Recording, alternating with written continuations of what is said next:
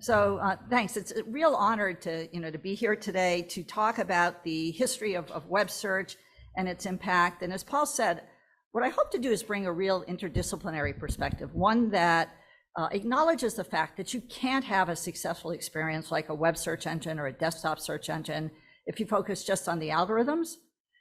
You really need to consider who is using these systems, what problems they're solving, focus on helping people articulate what they're looking for and making sense of results. So that characterizes my research and is a perspective that I'll bring today. I'll talk a little bit about, to begin with, my perspective on search, my background in it, early web and even pre-web search systems, talk a little bit about the evolution of web search, and then look forward in web search. I know lots of the panels and Chirag's keynote is going to talk about the generative AI phenomenon. So I will have a few words to say about that, but not many.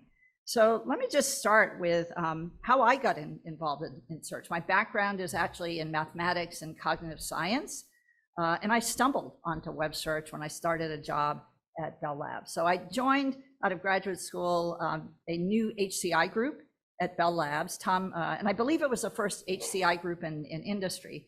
Tom Landauer is shown on the left, led the group, and the founding members were myself, Luis Gomez, and George Furness, shown in the upper right. This was, for me, a really tremendous opportunity to be there at the start of something new. There was a new work thinking about information systems, how people interacted with them, and how we could support people in doing a variety of things with them. It was really, again, this tremendous opportunity to be there at the beginning of something new with a real interdisciplinary colleagues, computer scientists, the Unix folks were down the hall, behavioral scientists, educational specialists, statisticians, psychoacousticians, and so on. So at the time when I started, which was 1979, most search happened in the physical world. Here's an example of here's a picture of the New York Public Library. Libraries look like this. They had stacks of books. They were arranged in a linearized form based on either the Dewey Decimal System or Library of Congress system. You flatten that hierarchy and put them out and let people browse. There were card catalogs to help you know where books you were looking for or subject matter that you were interested in was located in the stacks.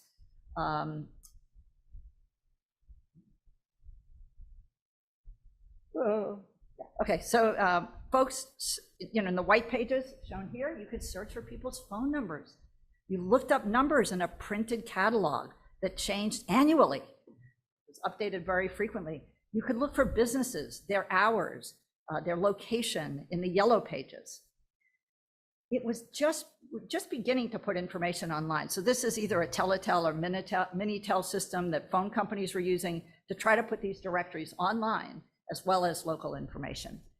It would be more than a decade before the first web page was created. And even another half dozen years before the web search engines arrived. So my research really started at this formative period where there was a green field of lots and lots of opportunities and endless possibilities. So one of the ways I like to think about search is I've long been interested in how people retrieve information from external sources. My thesis was on how people retrieve information from their own heads, but it's much more interesting to think about how I retrieve information from people or libraries or online systems. And as I said before, the success of any retrieval system depends critically on both the accuracy and efficiency of the underlying algorithms, and maybe more importantly, on the ability to support people in articulating what they're looking for and making sense of results. And if there's one word that encapsulates how I think about search, it's the following: if it doesn't work for people, it doesn't work. Okay, and I've had several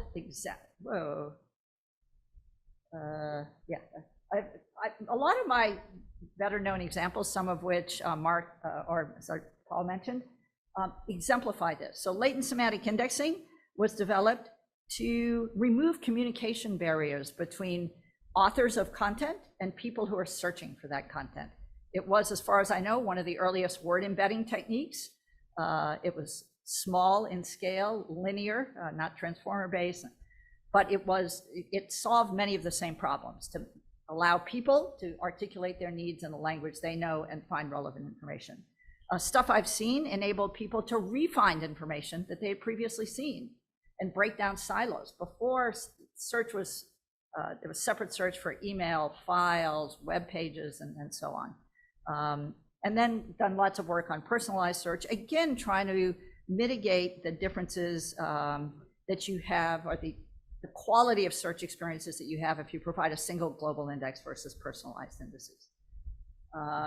So today we are celebrating 2 anniversaries in some ways. JumpStation was the first modern web search engine in 1993. And then perhaps the best known web search engine of all time is Google 5 years later, 1998.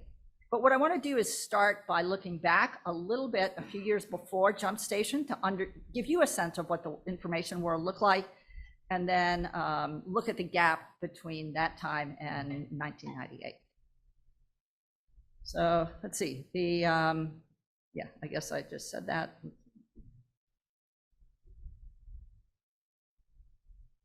Okay, so in 1990, the web was in its infancy, and web search did not exist. There was no web search engine. And early browsers included things like World Wide Web that was developed by Tim Berners-Lee at CERN, as well as of others like Voila and Urwise. Here's a picture of the World Wide Web browser. It's a little complicated. It only ran on the next computer. It was really for developers, not for broader consumption. The first and only website in 1991 was the World Wide website at info.cern.ch. It still exists. You can follow links to that site. There were no web search engines. You could search over files using either over FTP or Gopher protocols, using systems like Archie, Veronica, and Jughead to find files that were increasingly being shared and had no centralized curation or index. There were also some vertical search engines.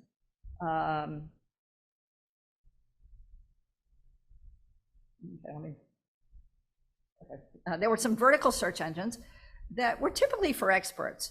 They had Boolean search, things like Medlars, Medline, Dialogue. They tended to be verticals for medicine, law, and so on. They were complex Boolean search systems, and search was typically done by intermediaries. Just talking to Alistair before this meeting, and he said when he was looking for references for his thesis, he went and a librarian searched for him. He had to narrow his search because there were more than 60 or 70 references that he was getting back, so he had to add some words into the Boolean query. Library closed. They said they would print out the search results for him, which I assume included a title and an abstract, and he received paper mail with those search results a few days later.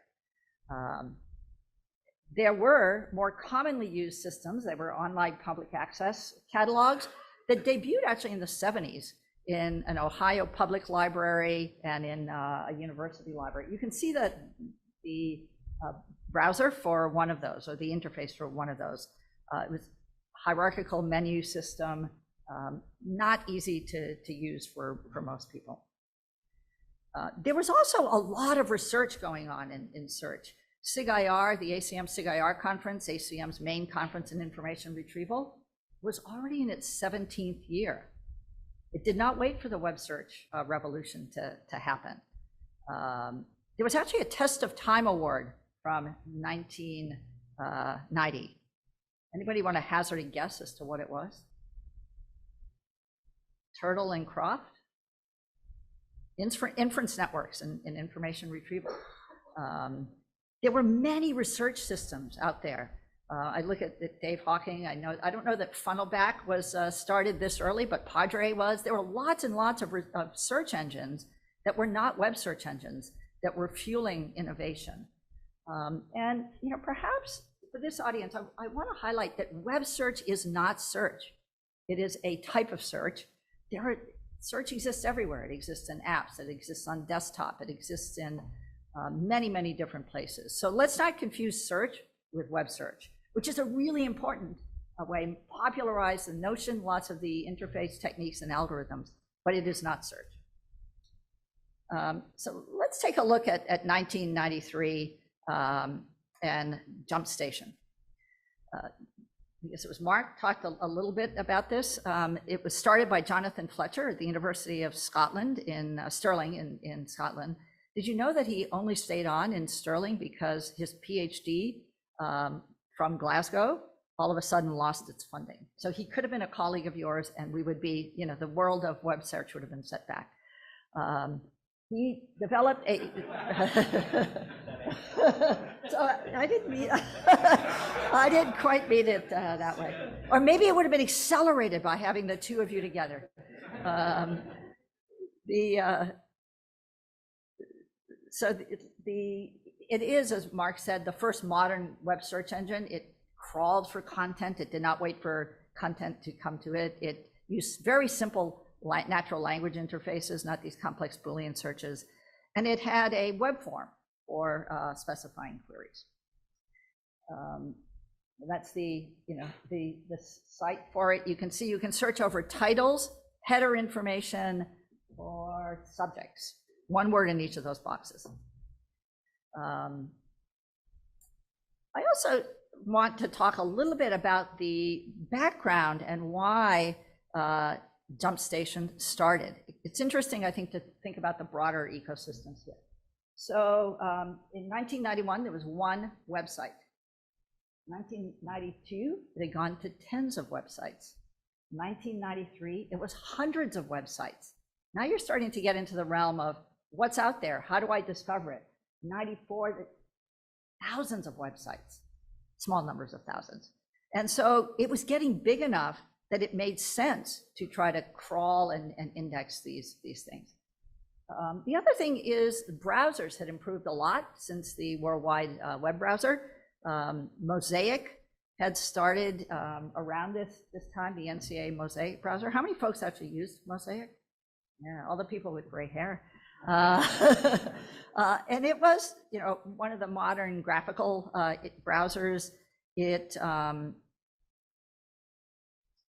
It grew in popularity tremendously.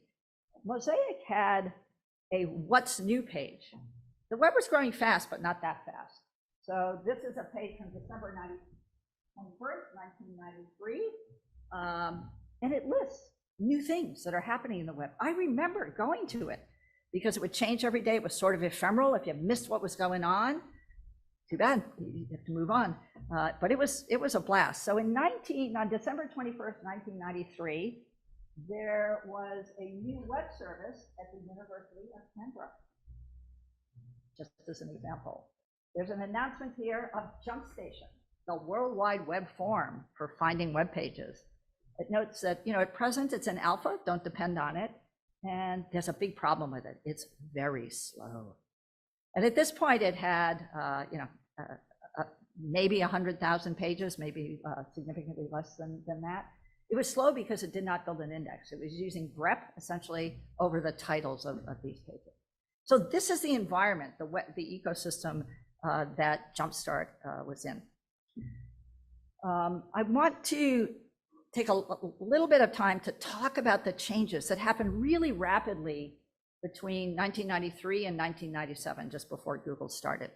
The number of websites, this is a log linear scale, increased by almost an order of magnitude every year from 91 to 97. So you went from one website in 91 to over 1 million in 97. People were creating content because other people could get to it. And so there's this beautiful co-evolution of content and services and so on. Web pages were also changing. I don't know what the first 10 websites were or some of their pages. It would be great to see.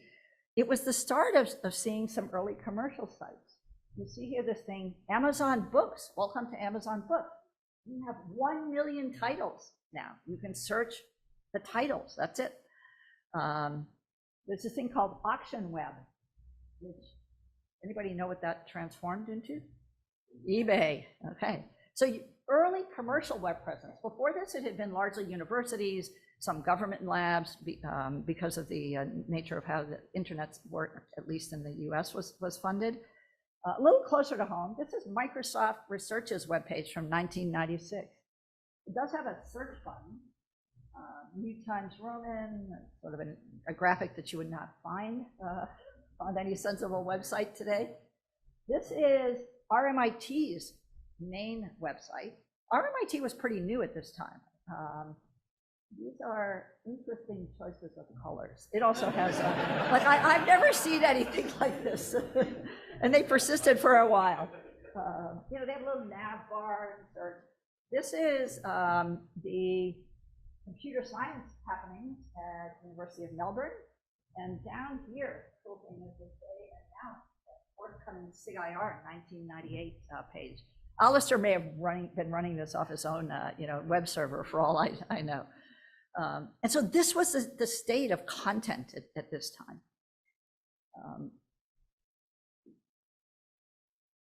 Let's talk about web search engines. There was a huge proliferation of web search engines from 1993 to 97. Here are only a few of them that I highlight because of some of the major advances they saw. So web crawler was something that Brian Pinkerton from University of Washington developed. It was the first, to my knowledge, crawler that had full text search, so over the web pages. Brian ran that pretty successfully for a while, eventually went on to head Amazon's A9 search engine. Lycos by Mark Malden at CMU also debuted around the same time. It had relevance ranking. It used term proximity as a signal. And it was the first to become a publicly traded company. Now, it did full text searching, but only over the first 128 characters of each web page, partly because the IP issues in indexing the full text were not at all clear. So again, there were norms evolving, a lot of technical advances wrong direction. In 95, these are only 5 of, I don't know, probably 10 or 12 search engines that started at the time. Yahoo Search, everybody has heard of. Excite was an early semantic search engine. They claimed to be using latent semantic indexing to mitigate the vocabulary mismatch between how people searched and how web pages describe their content. And then there's Alta Vista, that also had really rich natural language capabilities. One of the interesting things about all of these is that they have a mix of search and navigation and discovery. It's not clear what they were yet. Were they a directory? Were they a search engine? Were they a way to discover new content? And then this kept going until 97 or 98 when a slew of others, Dogpile, Ask Jeeves, Metacrawler, Magellan. It was also, in this time, the first World Wide Web conference. That's a picture of the website, and the first World Wide Web conference swag.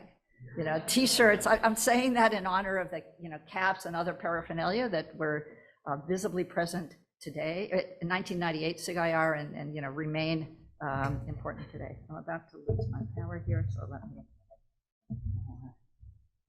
Okay, rescued. And the other thing that happened around this time is that there was sort of a new way of knowing.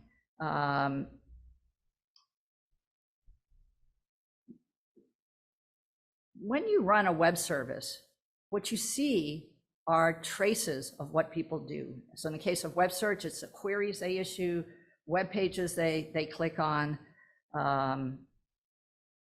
and those are really important way to understand what's going on, what people are trying to do, and to improve web search systems. I mean, nobody runs any web service today without some signal about what's going on in the world.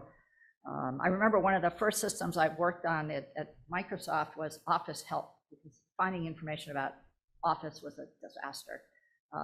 And my first question was, well, what are people looking for? And We don't know.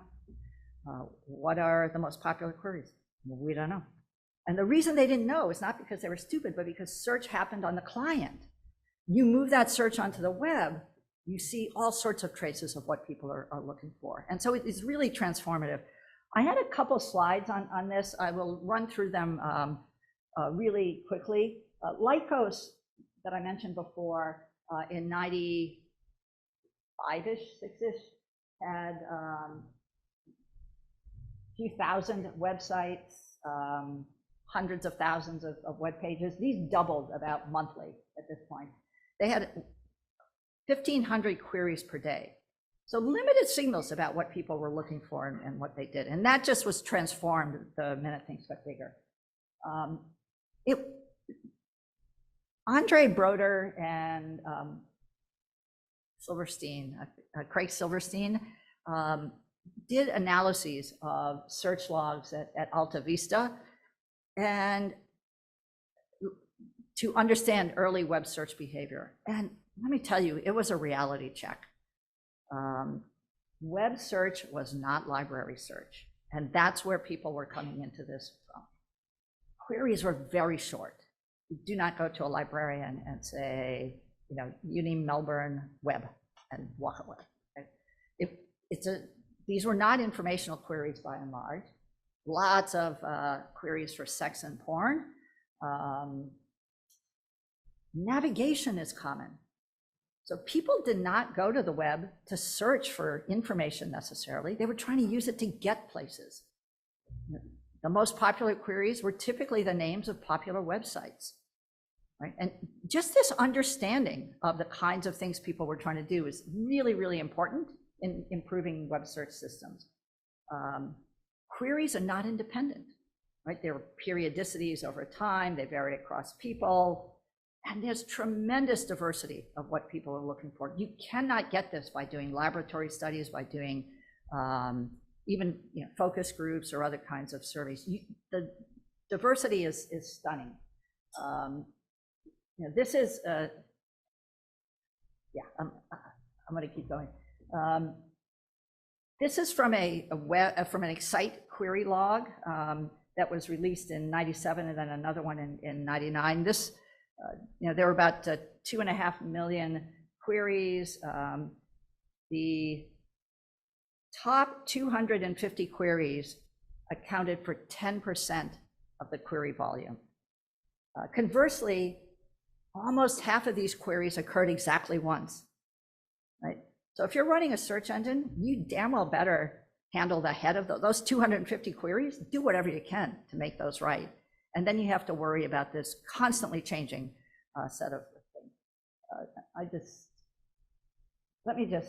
So the top 100 queries in 1999 were sex, Yahoo, chat, horoscope, Pokemon, Hotmail, games, MP3, weather, and eBay. Okay? That's what people were looking for. It tells you a lot about what was online. You get very, very different searches today. These are a bunch of queries that happened only once. I picked one that is, one of them is, how many misspelled people live in British New York in 1700? Another is the Age newspaper, Melbourne, Australia.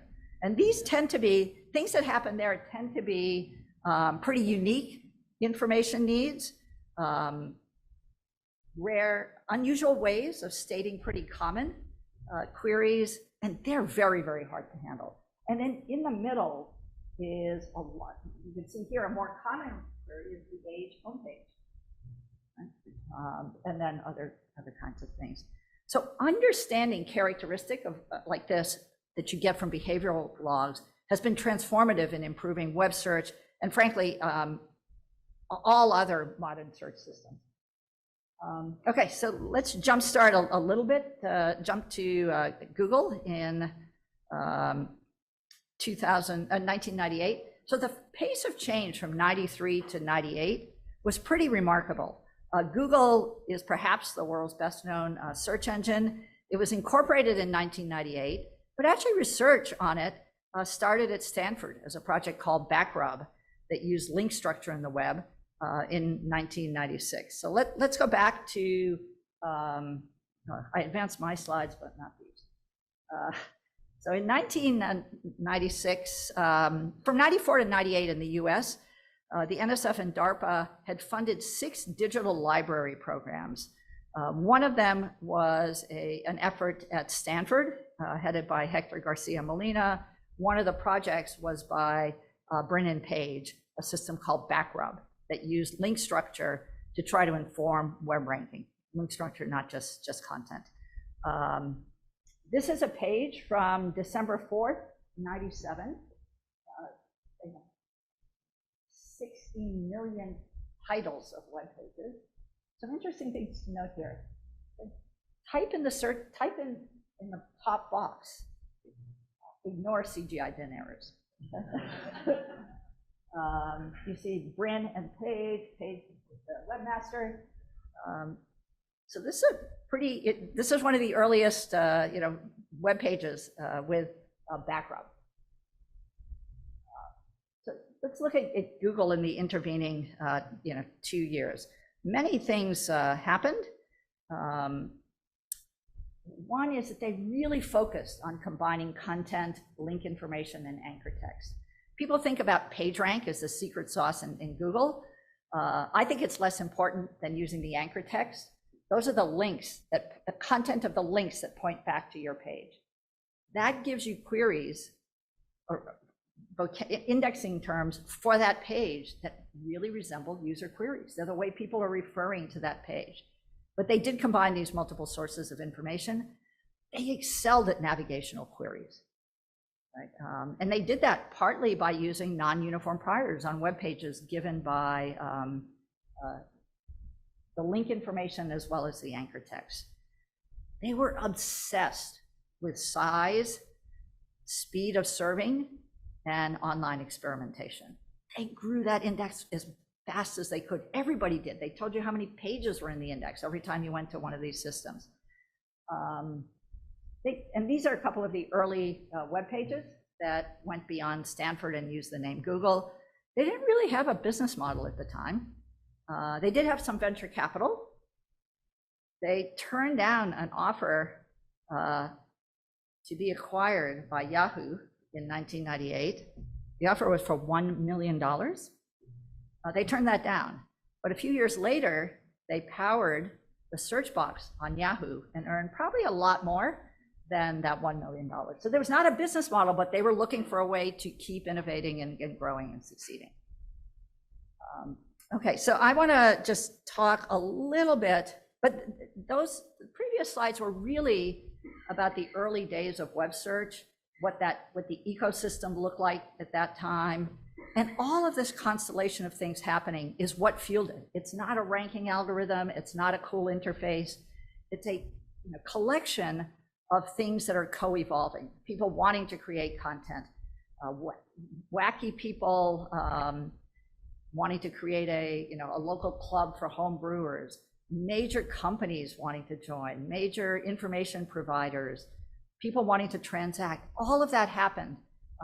Along with the ability to crawl those systems, effectively help people search them, and so on. So it's that constellation of things that really fueled early web search systems. Now, a lot happened in the intervening 20 years. I'm not going to talk too much about it, except to say it, at the highest level, the variety of content just kept increasing. It went from text to images to videos to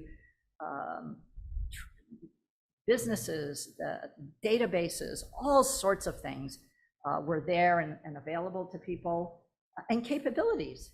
Increasingly, commercial systems went online. How many of you use web search today already? What did you use it for? Somebody want to? Yeah. Well, I actually looked to see if there was a Google page for a Web Wombat, yeah. Okay. I used it to find out where the schedule for this and where it was being held. Anyone else? Find breakfast, okay.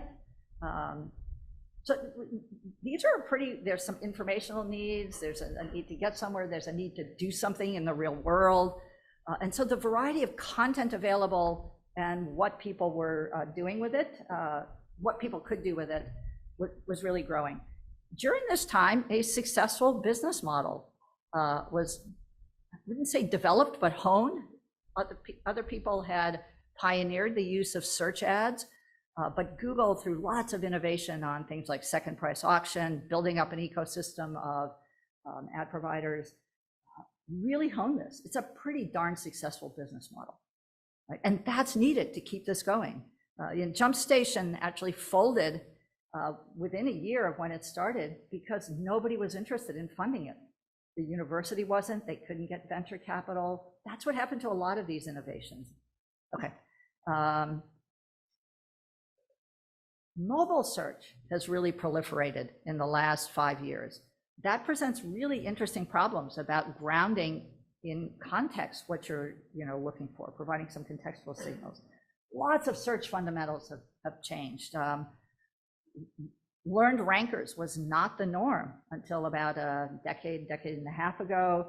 More recently, neural language models, these dense word embeddings, are being used rather than more traditional inverted indices for searching. People are increasingly incorporating context and personalization. There's an ongoing coexistence of web spammers and web search engines trying to mitigate the effects of that. I'm losing the signal. This searcher experience, a lot has been done in how to specify queries. Spelling correction is trivial at some level. It took getting that experience right a lot of iteration. People are not good spellers. There were queries early on that were misspelled more than they were spelled correctly. Abercrombie and Fitch is one, but there are others, right? Query completion, auto-suggest, various kinds of filtering and query understanding more generally. A lot of innovation there. Results presentation, you can often filter results. There are inline answers for things that are sort of factoid in nature. You can get the results of things like weather Melbourne right there. You don't have to go to a new page. Increasingly, answers are provided based on extracted or now generated summaries of different sources of information. And so, today we're at a point where web search is everywhere. There are literally billions of websites, trillions of web pages, billions, maybe trillions of web searches and clicks per day. I think I did some calculations last night. There are about 100,000 queries just to Google per second. So these things are being used by lots of people for lots of things. And search has really been transformed from this kind of arcane skill that geeks possessed or that professionally trained librarians learned to a core fabric of our everyday life, whether it's kids. All of us in this room have depended on web search systems many, many times. It's used to find information, to buy things, to plan travel, to understand medical condition, to monitor events, to get around the physical world. And it's not just for the web. You see these same kinds of innovations in desktop search, enterprise search, search and apps, and so on. The one thing we don't have yet is sort of Control F for the physical world. Like I'm in a grocery store, and I just want to find something. And all I can do is browse through, the analog of Yahoo's directory.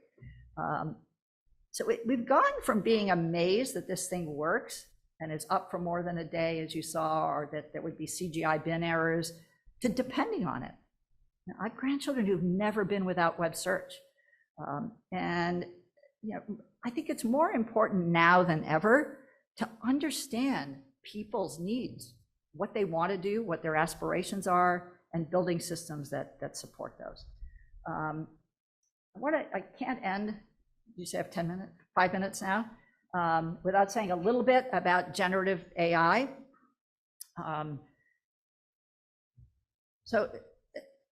The release of ChatGPT on November 30th, 2020, I think, generated a a lot of interest and energy. It broadened people's imaginations. I don't know about you, but my friends and relatives wanted to talk about nothing else during the holidays. I mean, usually I fix the router or some other problem. People wanted to talk about this and said, oh, you know about this? Oh my gosh, it's just brilliant. Can I use it for this? Can I use it for that? It really transformed and stretched people's imaginations. There are lots of models, or GPT-4, Palm, Lambda, Claude, and lots of others. I want to make an important distinction, however, between models and the applications that they power. That's in the same way that you have like a BM25 ranker or a learned ranker. That is not web search. It is a component of web search. And so these models are components of lots of things. They're components of ChatGPT. They're components of GitHub Copilot. And they are also components of some nascent web search efforts powered by generative AI, Bing Chat and Bard, for example.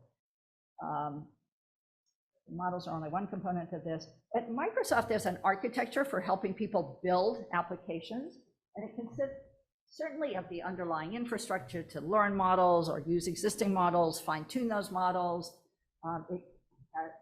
The application developer understands what the experience is, and there's a need to bridge between the model and what you want an end user application to look like. And there's a layer called orchestration that does that. It really helps you bridge whatever the prompt might be to something that matters. And in the case of web search, one of the things that matters a lot is grounding results, grounding answers that are generated in results, and providing some sort of provenance for those, a notion called retrieval augmented generation. And so a lot of that orchestration is where I think really exciting things are happening. There's a real complementarity between Bing search and chat. So chat does not exist by itself. Here's the, welcome to the new Bing page. You can see at the top, you can switch easily between chat and search. You can try different modes, being creative, being sort of more balanced, or being very, very specific. It depends, that gates sort of the variability in the answers generated.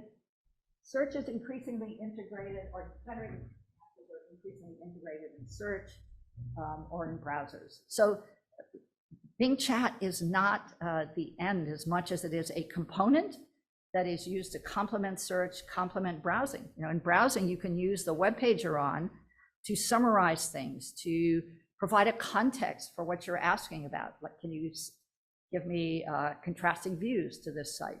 And so it's used as a way to ground things. And so I think you can think about this as kind of co-pilots for exploring the web, search, chat, and browsing experiences. Bing Chat, you're lucky I didn't put up an architecture diagram.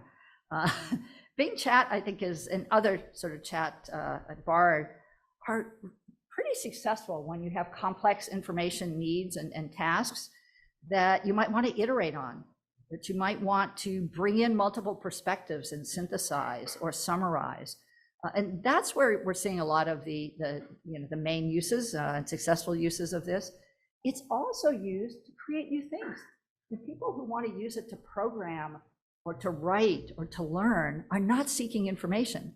They're seeking help in trying to do something that is not web search. And so I think we're going to see pushing of boundaries like this increasingly. Orchestration, as I said before, can be used for all sorts of things. It can be used to filter out objectionable content, to ground and attribute results, and so on. And then I want to just mention some of the impact that generative AI, I think, is having on the broader web search ecosystem. I'm not going to solve these. I'll leave that to Sharad later. But generated content, not humanly generated content, I should have said algorithmically generated content, is proliferating. What does that mean if you're trying to rank web pages? Are they automatically generated? Are they generated in collaboration with humans? Are they maliciously trying to deceive and collude? It's an interesting question to try to detect that, rank that, to help people learn about that.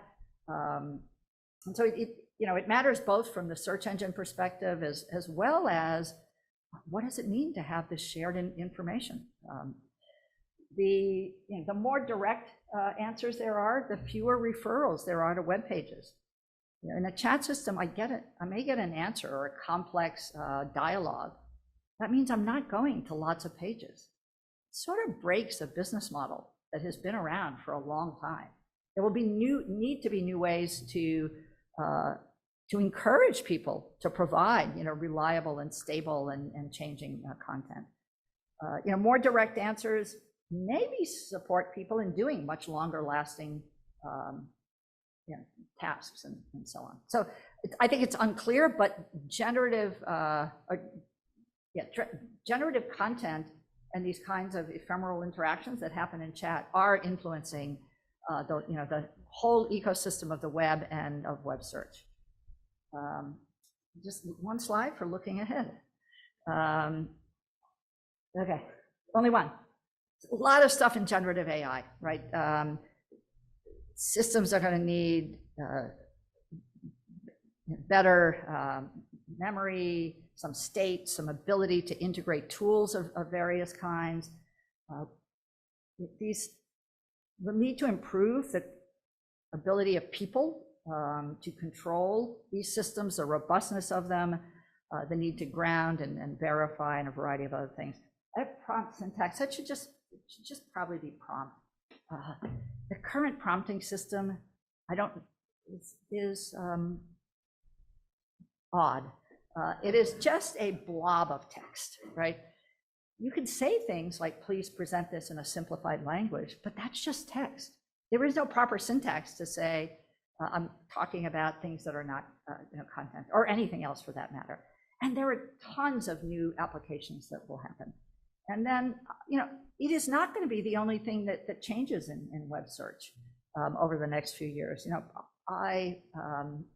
Paul mentioned the system I did called Stuff I've Seen that tried to unify everything I've ever seen into a single search system, rather than having to, I was trying to find something and I had no idea whether it was on Teams or in an email or a link to something. It's getting worse, not better. We solved it when your world was on the desktop machine under your desk. It is a mess now, and I think it's something that is screaming, for help. So providing a system that allows me to get back to things that I know I've seen. And then I actually think there'll be an interesting coupling between digital and physical world, because search will be ubiquitous. Should be all around us. I should be able to search for anybody's name or web page in this room. It'll be embedded and it'll be contextually sensitive. So I think there are lots of really interesting directions that web search or search in general will go. So with that, and for those of you who are just getting started, there is such an opportunity now with new capabilities, new ecosystems that are developing around content and so on. So I thank you for your attention and happy to take questions.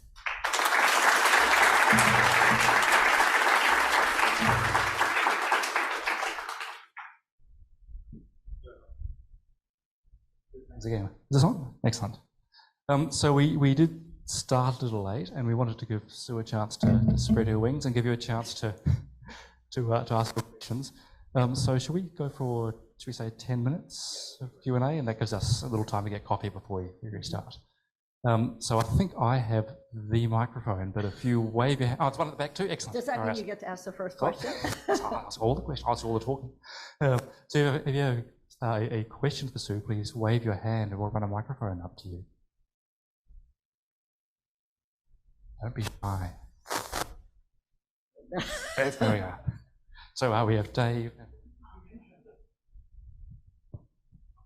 Oh, it's coming from all angles. You mentioned that direct answers in web search harms the business model, but it also harms the query log as well. So is there a solution for that? Is it more difficult to collect user behavior information with direct answers, or more difficult to make use of it? So this interesting tension between what is best for users and what's best for a business model, is not unlike people are spamming web search engines to make money. So there is this interesting tension that's been there for a long while before generative AI. I guess I have two answers there. One is that there are signals that somebody is satisfied. So what you need in all of this is measurement. You need to evaluate conversations. How do I evaluate if an answer that says, Melbourne temperature today, very cold, glad you brought a small jacket. How do I know if that's useful? How do I know that people find it useful or they just ignore it? You need to come up with signals that might tell you that. So one that we used to use many years ago was if the person repeats the query, maybe with a different parameter, several times, that's either they're just butting their heads against the wall or they're using that. And so I think is the interesting thing. When you don't have a click to another page, you need some measure. I don't think time that you spend in the browser on the search engine is a great one, but it may be in some cases. So what you need to do is link the success metric with something that you have sensors onto. It could be annoying people and asking them, did that satisfy things? And I've done that on occasion. It's annoying you can do it with a small number of people who you pay to take part in your survey, but those are signals from which you can bootstrap.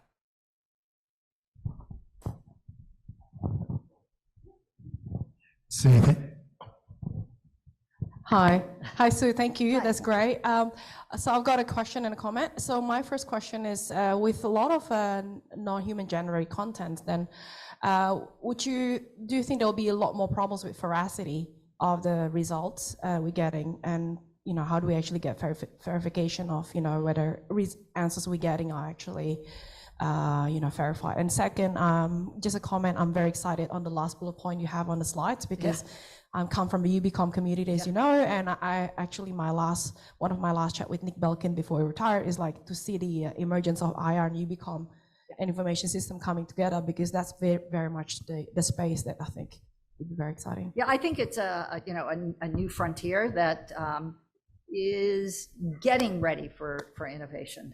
And again, I just want to be able to search when I'm in the world, and to have the context, my local context, be relevant. It isn't on mobile queries and things like that. There's a lot when you have human generated content that you need to verify. Like, is this intentionally deceiving? You can deceive and create things that are not real, whether humans do it or algorithms do it. Now, the algorithms can do it at a scale that is hard. You can try to ground it in search. It's actually a little more straightforward, because you can try to ground it in objects that exist. How you verify that something something is true or not, that's almost an undefined problem in some ways. And so you can present pros and cons. But I think in particular applications, there may be an opportunity to ground it in things that you are more certain about. It's not solved. I mean, there's a lot of this work on retrieval augmented generation, and I think we will find a whole host of other techniques to help in that. Thanks, Paul. Thanks, Sue. Great talk, as always.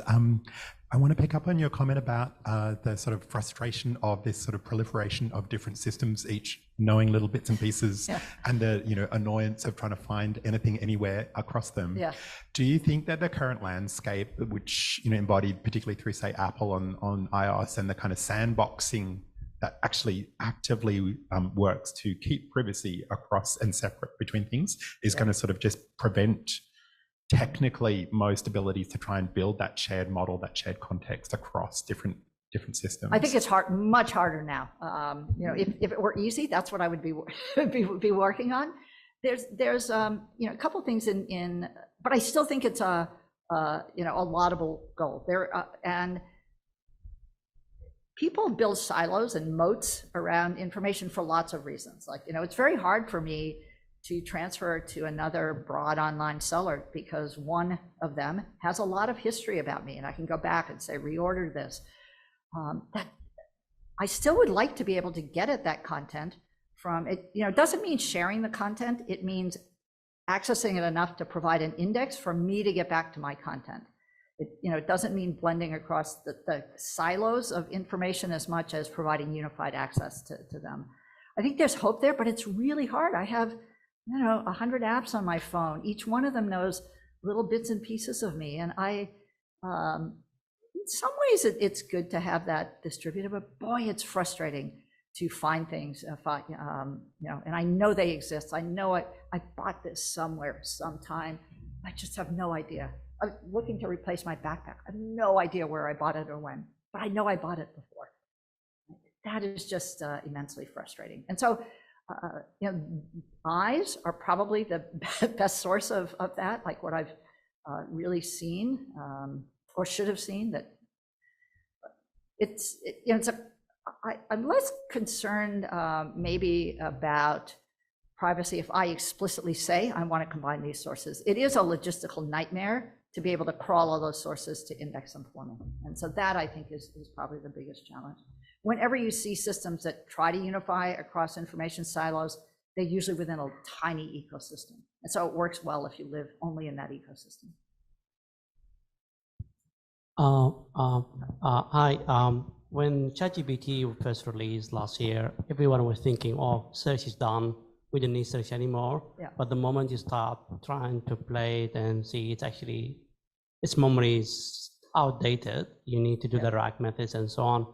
Do you think now actually search becomes more important because it actually, if you feed, this is how I found that if you feed the ChatGPT on all this model, non-accurate result will just generate a lot of rubbish that with the high confidence that's a right answer. So do you think that the quality of search result now and the diversity of search result is more important than ever? Well, I think two things. One is there are lots and lots of search queries that I don't want to engage in a dialogue about. If I say weather Melbourne, like please. If I say New York Times, there's no need to talk to me about it. Just get me to the New York Times. There are lots and lots of things that I use web search for that I don't need to chat about. On the other hand, it opens up all sorts of interesting possibilities. When I want to learn about something, it is an interesting way to do it. It's an interesting way to iterate, to bring in different perspectives.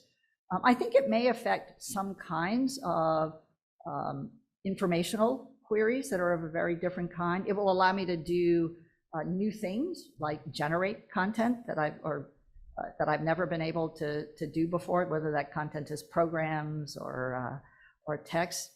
It's interesting because if the thing I worry, so things like web search engines that have a lot of information that's more or less verifiable and more or less high quality is more important, but there's going to be an increasing amount of automatically generated content whose quality you really have to to think about. So I think it's an interesting.